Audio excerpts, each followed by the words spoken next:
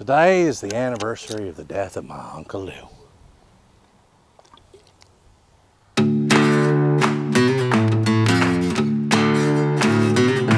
Uncle Lou was a 1%er.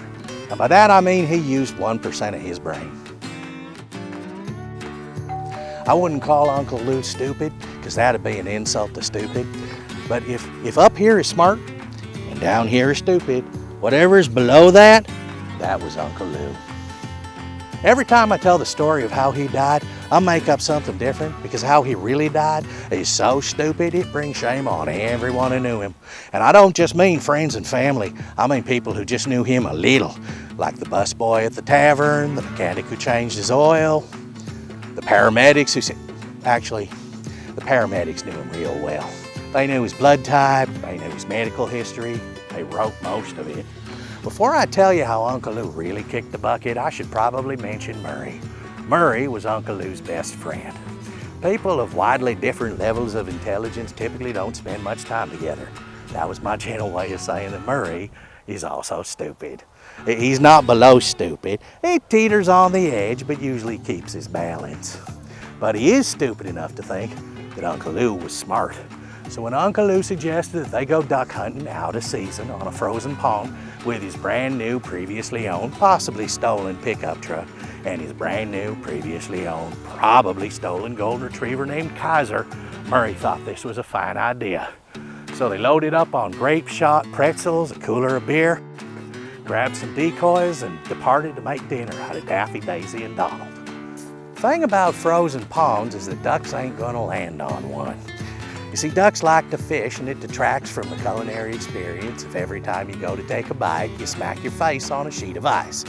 So you need to expose enough water for decoys to float and ducks to land. There are a number of reasonable ways to do this, like with saws and drills, but all of those take effort. And if stupid was Uncle Lou's primary stat, then lazy was his secondary, and dynamite was his tool of choice.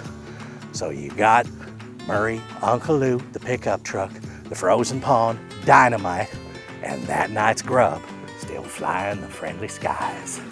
Uncle Lou sits down, lights a stick, gives it a throw. It goes quite a ways, even from a seated position.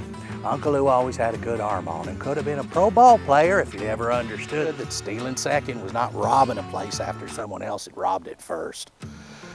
That stick of dynamite goes sailing out onto the frozen pond with about 20 seconds of fuse on it. You remember who the third participant is at this particular party? Kaiser, the retriever. Kaiser goes tearing off across the ice. According to Murray, Uncle Lou yells, "Hey dummy, there ain't no ducks yet." Then the light bulb went on. This is the part of the story I've never understood. Animals have an instinctive fear of fire, and the sparks coming off that stick should have told Kaiser this weren't no game of fetch. My only theory is that the drive to the pond was long enough for the vacuum between Uncle Lou's ears to suck all sense of self-preservation out of that poor dog.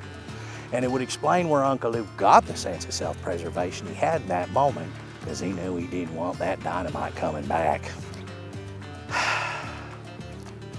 Unfortunately, Uncle Lou had never trained that dog on basic commands like stop and drop it.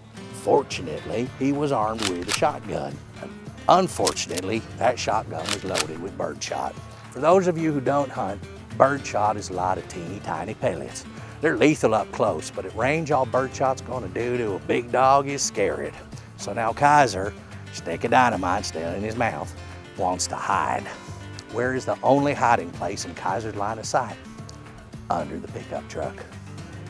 Uncle Lou's brand new, previously owned, definitely stolen sense of self-preservation did not last long. According to Murray, Uncle Lou yelled, "The bear is still in the truck!" And then he stood up and attempted a rescue. Boom! Uncle Lou went everywhere. There's still bits of him by the pond. Murray tried to run away, but he fell over the precious beer cooler that Uncle Lou had been sitting on. Murray hurt his wrist and he got a bleeding nose. The moral of the story is, If you have a cooler full of beer, keep track of it. Otherwise, it's a tripping hazard. Safety first. If you enjoyed this content, please like and subscribe. We make new videos on the 30th and 31st of every February.